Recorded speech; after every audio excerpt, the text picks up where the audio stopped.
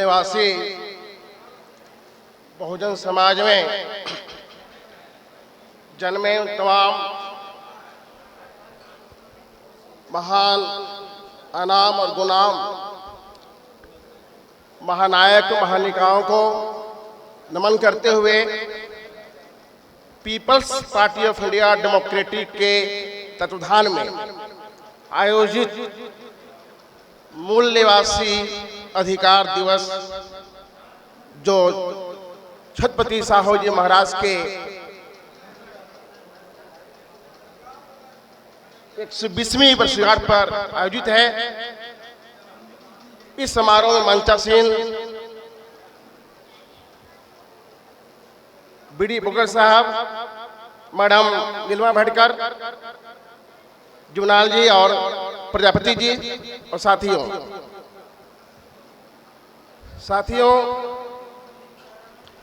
ये विषय एक तो बहुत महत्वपूर्ण है और उनके लिए है जो संगठन चला रहे हैं, जो संगठन में चल रहे हैं, उनके लिए नहीं है। जो लोग बैठे हैं, अब खास करके जो पार्टी के राष्ट्रीय कमेटी के लोग हैं, जो स्टेट कमेटी के लोग हैं, जिला कार्यकारिणी के लोग हैं, अगर वो फील्ड में अगर है तो तुरंत हाउस में आ जाए और होश में आ जाए। एक शायर ने कहा कि गैर परों पर उड़ सकते हो, हद से हद दीवारों तक। गैर परों पर उड़ सकते हो, हद से हद दीवारों तक। खुले अंबर में वही उड़ेंगे जिनके खुद के पर होंगे, जिनके खुद के पर होंगे। ये पीपीआरडी का अपना पर है। प्रकृति ने 2 हाथ दिया है शरीर को बैलेंस रखने के लिए। उसी प्रकार से भारत में बैकवर्ड क्लास यानी मूल निवासी बहुजन समाज की राजनीति और राजनीतिक पार्टी और उससे प्राप्त सत्ता को बनाए रखने के लिए, बैलेंस रखने के लिए वही बैलेंस रखेगा जिसके पास 2 हाथ होगा, एक हाथ पॉलिटिकल, एक हाथ नॉन पॉलिटिकल। और हमारे पास दोनों पर है, पार्टी भी है और उनके पीछे राष्ट्रीय संगठन भी है। इसलिए हम फुल कॉन्फिडेंस है कि हम खुले अंबर में पूरा उड़ेंगे, कोई दीवार से हम सीमित नहीं रहेंगे। लेकिन तभी होंगे, ये विषय इतना गहरा है कि लोग शासक वर्ग बनना चाहते हैं, शासक बनना चाहते हैं, बगैर लोकतांत्रिक संगठन बनाए। और विषय बोल रहा है कि एक लोकतांत्रिक संगठन के बगैर आप शासक वर्ग बन नहीं सकते। ये 2 कंट्राडिक्टरी चीजें हैं। आज के पहले भी और आज के बाद भी जब ये पार्टी बढ़ेगी, फूले अंबेडकरी आंदोलन के तहत 1973 में जिसका बीजारोपण हुआ और 1978 में जिसका जन्म हुआ, उस संगठन के जो कार्य प्रणाली ऐसी बनाई गई, वो जो हमारा मातृ संगठन है वो पूना से निकला, दिल्ली पहुंचा, और दिल्ली से नागपुर, पटना, भोपाल और रीवा पहुंच गया।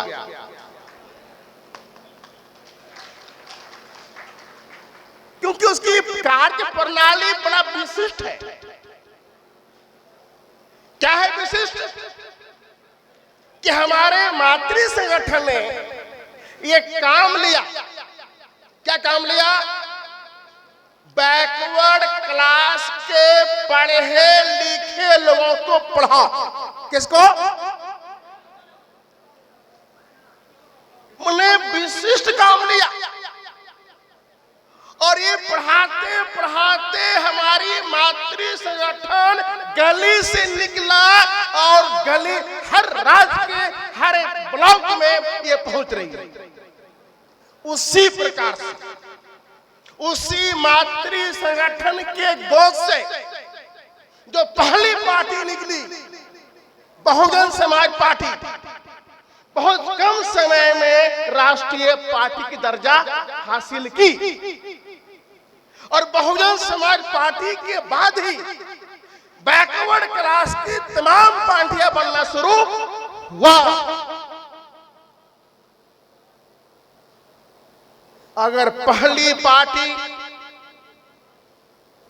7-8 साल में राष्ट्रीय दर्जा हासिल कर सकता है और बहुत सारे पार्टियां निर्माण कर सकता है, तो दूसरी पार्टी दिल्ली जाने में देर नहीं है। पहली पार्टी गली से निकली और भोपाल पहुंची। पहली पार्टी गली से निकली और लखनऊ पहुंची। पहली पार्टी गली से निकली पटना और रांची पहुंची, तो दूसरी पार्टी सीधा भोपाल से दिल्ली जाएगी। क्योंकि हम आगे बढ़ चुके हैं। कंडीशन है कि बगैर लोकतांत्रिक संगठन के हम शासक वर्ग बन नहीं सकते।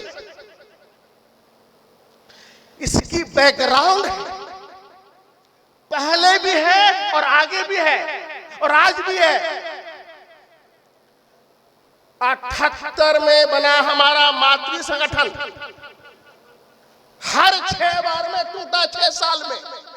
और 2003 में मातृ संगठन में लाया गया डेमोक्रेसी 2003 के बाद। तो और पीपीआरडी में तो जन्म के साथ ही डेमोक्रेसी। इसलिए पीपीआरडी बनाई। क्यों बनाई? कौन पूछता है? कौन? बैकवर्ड क्लास की पार्टी। अरे हमारी पार्टी है, अब क्यों बनाए? ऐसा पूछता है कि मानो हमने के गुनाह किया। क्या किया? तो गुनाह कर दिया, इस भाव से पूछता। इसका मतलब संघर्ष 90% संघर्ष 90 के अंदर है और 10 संघर्ष 10 के साथ है। और उससे ज्यादा संघर्ष संगठन के अंदर होता है। आज हम संगठन के अंदर संघर्षों से गुजरे, अपनों से लड़े हैं। कौन सा बाम से? अपनों से भिड़ना पड़ा है, अपनों से मार खाने की नौबत आई है। आगे भी हो सकता है, इसीलिए विषय रखा गया है। ये चेतावनी है और ज्ञान भी है, प्रशिक्षण भी है और चेतावनी भी आपके लिए है कि ऐसी हालात पैदा हो सकती है। किसी फूले अम्बेडकरी में से एक आदमी निकलेगा, बोलेगा मैं असली हो और ये नकली है, तब क्या करोगे? और बहुतों को पता है कि प्रेजेंट में कुछ ऐसी हालात हैं। इसीलिए लोकतांत्रिक समझ होना जरूरी है। क्या? लोकतांत्रिक समझ है।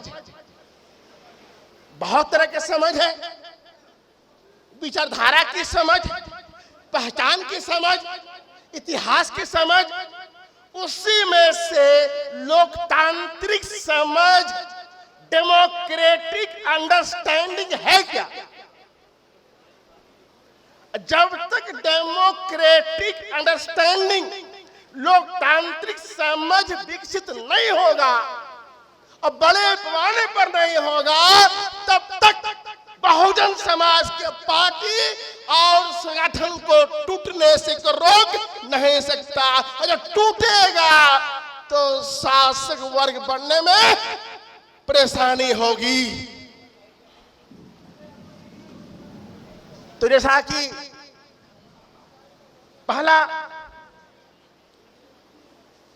एक तो आप देख रहे हैं कि पार्टी में डेमोक्रेटिक लगा हुआ है, और पर्चा आप देखेंगे तो बोरकर साहब जो पार्टी के पूर्व राष्ट्रीय अध्यक्ष हैं, हमसे बहुत सीनियर हैं, वो आज वक्ता है और हम आज उसके इससे बड़ा एक डेमोक्रेटिक होने का एग्जाम्पल यहां पर है।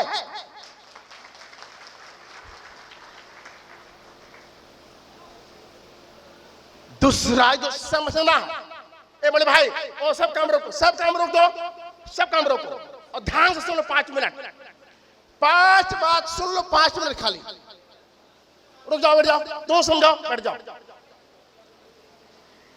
कि जैसे कहा बोरकर साहब ने कि डेमोक्रेसी कहां है? निर्णय में है। तो डेमोक्रेसी में 3 बात ध्यान रखना। एक, बदलाव, राष्ट्रपति पर महाभियोग लगेगा, कहां फेस करेगा? कहां फेस करेगा? पार्लियामेंट में। तो डिसीजन फोरम के अंदर होना चाहिए, और डिसीजन का 2 ही आधार है, या तो बहुमत से हो या सर्वानुमति से हो। सबकी सहमति हो या फिर बहुमत से हो, 2 ही है।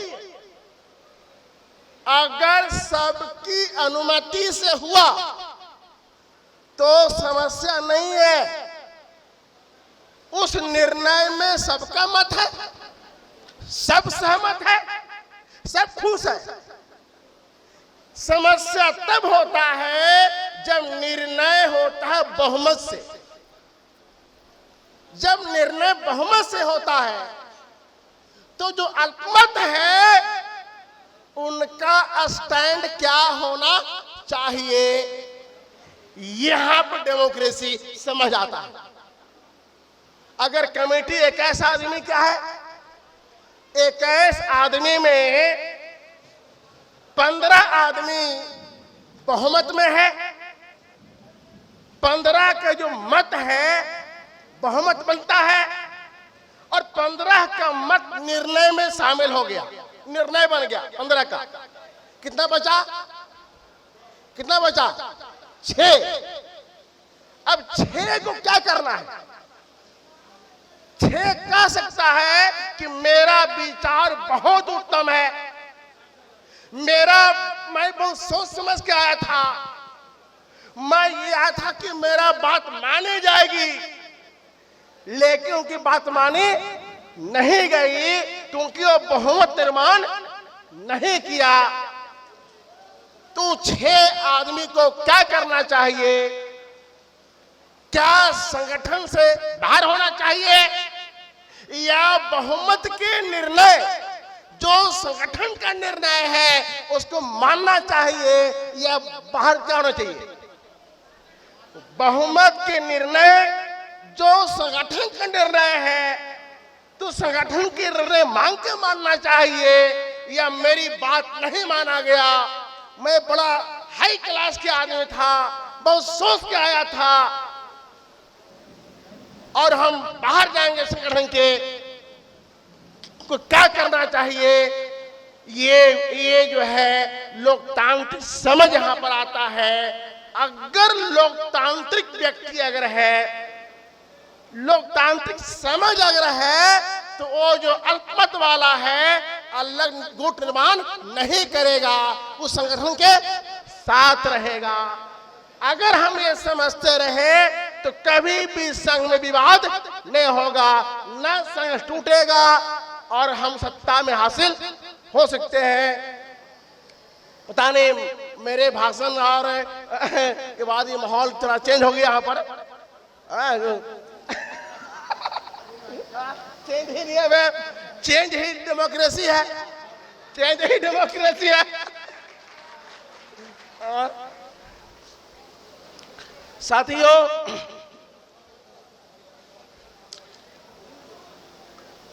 आप देखेंगे कि हम हमेशा 3 संघ हमारे सामने आता है इतिहास में। एक है शाक्य संघ, एक है भिक्षु संघ, एक है वजीर संघ। तो जो शाक्य संघ है इसका हमेशा उदाहरण दी जाती है। अभी भी जब विवाद चल रहा है कुछ है तो जो हमारे साथी हैं उनसे व्हाट्सएप पर बात होती रहती है, तो शाक्य संघ का एग्जाम्पल वो भी दे रहा है और हम भी दे रहे हैं। तो शाक्य संघ में क्या है, आप देखेंगे कि पहला जो निर्णय हुआ कि युद्ध होना चाहिए, युद्ध के पक्ष में बहुमत आया और बुद्ध जो है युद्ध के पक्ष में नहीं थे, अल्पमत में पड़ गए। तो बुद्ध के ऊपर संगठन ने सदन में निर्णय लिया गया, उनको दंड मिला, उनको कहा गया कि या तो युद्ध में शामिल हो जाओ या परिवार समेत बहिष्कार झेलो या तुम्हें देश से निकाला सजा मिलेगा। बुद्ध ने कहा कि मैं युद्ध में शामिल नहीं होऊंगा और मेरे परिवार को दंड नहीं मिलना चाहिए क्योंकि दोषी मैं हूं, दोषी मेरा परिवार नहीं है। बुद्ध ने तीसरा विकल्प को स्वीकार किया, देश निकाला की सजा उन्होंने अख्तियार किया। संगठन के अंदर सदन के निर्णय को माना बुद्ध ने, और जब बुद्ध को घर से निकले, जब बोध गया पहुंचे, तो कभी भी संगठन के निर्णय को कभी भी कहीं भी उन्हें आलोचना नहीं किया, कहीं चर्चा नहीं किया, कहीं बात खोला ही नहीं, क्योंकि बुद्ध के अंदर एक डेमोक्रेटिक समझ थी। उनको मालूम था कि ये निर्णय सदन का है, ये निर्णय बहुमत का है, ये निर्णय लोकतांत्रिक है, ये मानना बहुत जरूरी है।